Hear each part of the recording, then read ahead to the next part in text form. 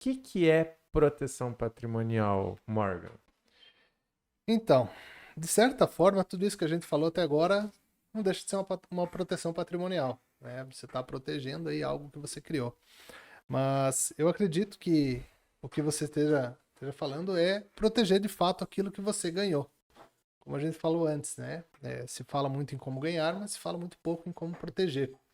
Então, como é que você protege o resultado do teu trabalho? Patrimônio que você conquistou. Seja dinheiro, imóvel, né, ações, enfim, que você ganhou. Hoje, se falando em patrimônio imobiliário, por exemplo, se usa muito a figura da holding, né?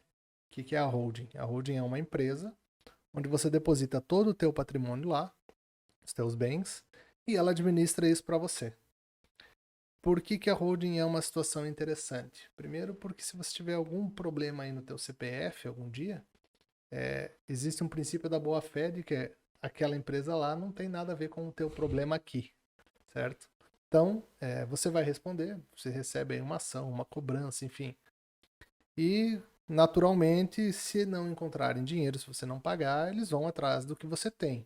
Então, começa lá buscando dinheiro em conta, depois vem para automóvel, vem para imóvel, vem para direitos reais.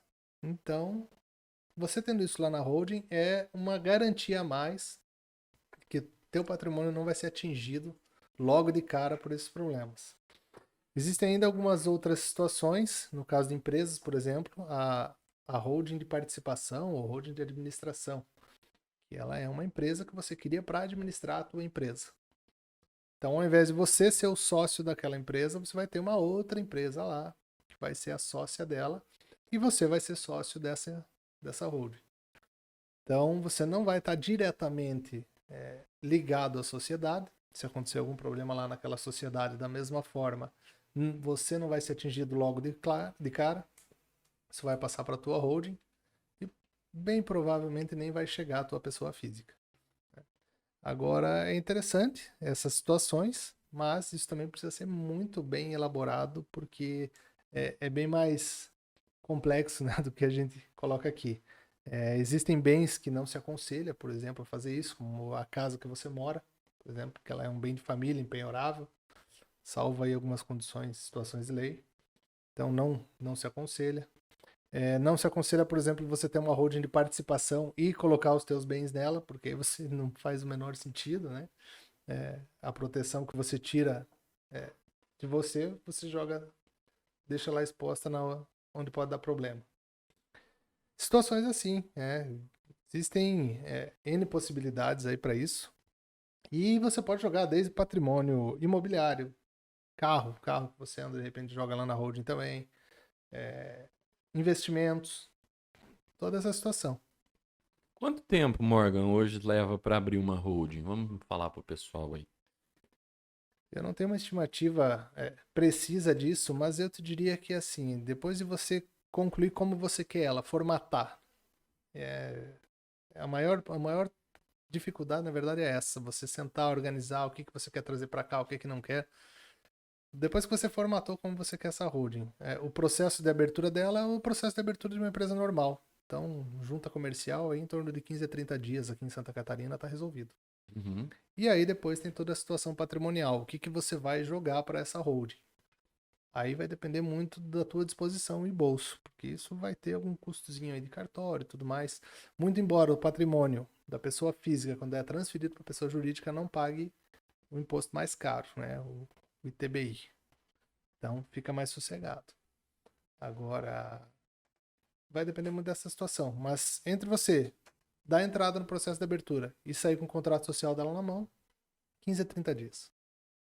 E hoje você estima em quanto o custo para fazer isso? Transferir todo o patrimônio em porcentagem? 5%, 10, 20, 30? Não, vai dar menos, vai dar menos. Não vai chegar a 5%, não. Eu imagino aí em torno de 1%, 2%. Depende muito do tipo de patrimônio, o que é, se é carro, se é imóvel, se é ações, dinheiro. Mas em torno de 1 a 2% no máximo. Nem perto do valor de um inventário, por exemplo. Era E um hoje o ponto que eu inventário queria. tá em qual valor?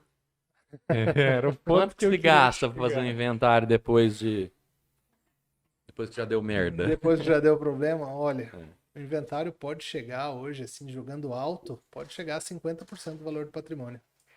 Em média, se fala em 25 a 30. Por conta aí, principalmente se for um inventário judicial litigioso, né? Sem acordo entre os herdeiros.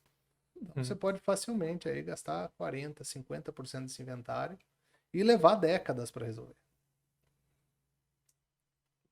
E se não tiver os 40, 50% do valor? E aí, como é que faz? Aí, infelizmente, se você é a pessoa que trabalhou a vida toda para deixar esse patrimônio para os seus herdeiros, felizmente você não vai estar aqui para ver eles gastarem isso tudo se matando entre eles. Porque é isso que vai acontecer. Vai ter que começar a fazer pedido para o juiz para liberar imóvel, para liberar bens, para liberar dinheiro, para poder custear a brincadeira. Poder custear a guerra. Vai diluir o patrimônio para brigar com os teus irmãos, enfim. Mas isso quase não acontece, né? Não. É bem... é difícil, A né? gente costuma dizer que o processo de inventário, quando não tem acordo, ele é o processo sem fim. Não termina. A não ser que pegue um juiz, que é raro que os juízes façam isso também, a não ser que pegue esse juiz raro, único, ímpar aí, que determine que vai ser vendido tudo em venda judicial e repartir o valor. E ainda assim, vai se perder uma boa quantia, porque venda judicial, dificilmente você vai chegar no valor de mercado efetivo aí desses bens. Na verdade, você não ir atrás dessas coisas, de se prevenir dessa forma e tal, é a dita chamada economia burra, né? É. Porque pode ser, e obviamente você vai ter custos com tudo isso, você vai ter custos de impostos, de advocatício, você vai ter seus custos, só que você começa a prevenir um monte de outra coisa depois, né? E Exatamente. garantir, na verdade, que depois você não tem um prejuízo enorme com outras situações, né? Imagina só, você tem um patrimônio, você trabalhou a vida toda, tem filhos, e a vida toda você foi uma pessoa organizada. Você tentou de todo jeito organizar a tua empresa para pagar menos imposto, às vezes até deu uma esquecida aí numa nota ou outra, tudo para pagar menos. Aí quando você morre, o governo vai morder em torno de 10% de tudo que você construiu na vida, só imposto. Isso jogando baixo. Começa por aí. Agora, se você tem um planejamento sucessório, uma holding, uma proteção patrimonial, você vai jogar isso pro teu herdeiro. Essa é uma resistência que às vezes o pessoal tem também. Pô, eu vou ter que transferir as minhas coisas aqui já para os meus herdeiros, para os meus filhos. Mas eu tenho aqui 50 anos, 40, às vezes é uma pessoa nova. E como é que vai ser? Vai ficar engessado? Então, essa é outra crença que não faz sentido. Por quê?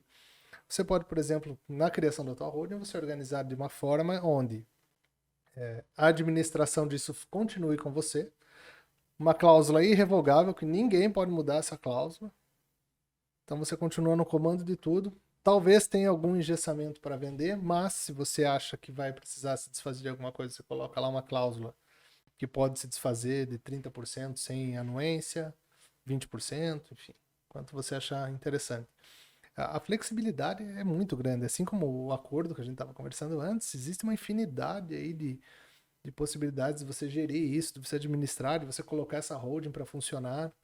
Existem algumas empresas, por exemplo, distribuidoras, principalmente, que trabalham com outras empresas gigantes, multinacionais, e essas empresas exigem que eles tenham um plano sucessório definido. E geralmente esses planos sucessórios, eles direcionam para que sentido? Para que, caso um dos sócios, os proprietários da empresa, venham a falecer, que não necessariamente essa empresa seja gerida por um herdeiro. Um exemplo bem clássico disso é a WEG.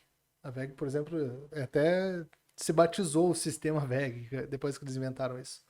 Eles têm um sistema onde os sócios, onde o administrador, o presidente da empresa, não necessariamente é um herdeiro. É a pessoa que mostrou ter mais competência para estar lá no cargo. Então, o que acontece com isso? Quando você tem uma cláusula dessa em uma empresa, os teus herdeiros estão garantidos para o resto da vida, porque eles podem fazer o que eles quiserem. Se eles quiserem viver vendendo a arte deles na rua, tá tudo certo, porque a empresa está lá garantida, rodando, com uma administração competente, vão continuar recebendo dividendos da empresa, apuração de lucros, bonitinho, sem precisar trabalhar. Então, planejamento. Planejamento e organização.